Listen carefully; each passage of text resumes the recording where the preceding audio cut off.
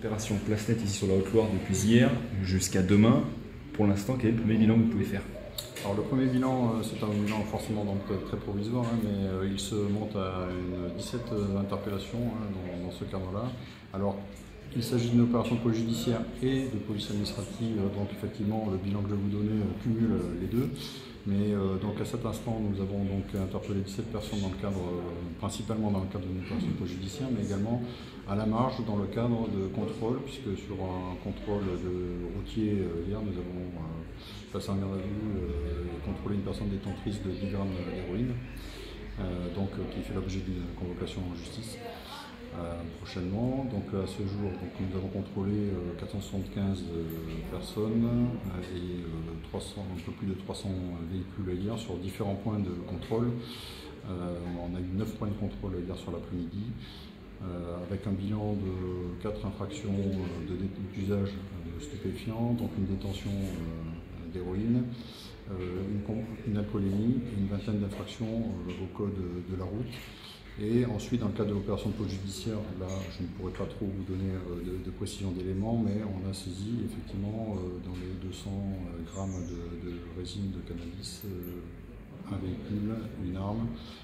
Voilà, dans le cadre de cette opération qui s'est déroulée et sur le secteur de Monistrol et sur le secteur de Firminy, et au total 210 gendarmes ont été engagés, dont 36 gendarmes de l'escadron gendarmerie mobile de Satory, qui est un escadron Guépard, et donc est venu spécialement nous renforcer pour cette occasion-là.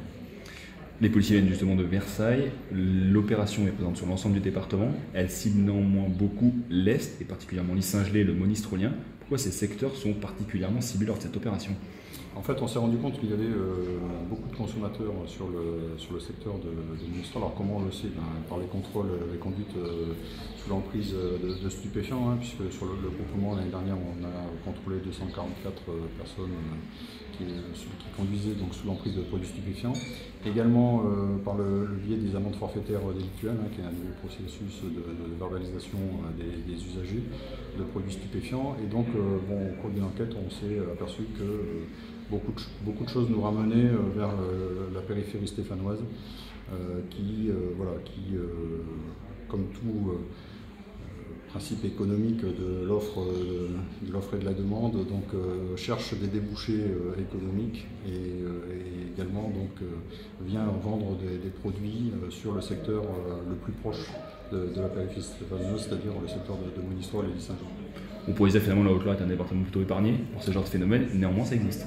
Bien sûr, oui. Alors c'est un fait, effectivement, on n'a pas de point de deal comme on pourrait trouver dans certaines cités avec des jeunes assis sur une chaise qui vous aident et vous proposent à certains tarifs des différents produits stupéfiants. Mais effectivement, pour l'instant, dans les quantités de produits saisis, elles sont faibles, mais on s'aperçoit qu'il y a de tous les produits. Il y a un petit peu d'héroïne, il y a du cannabis sous forme résine ou herbe, il y a également de la cocaïne.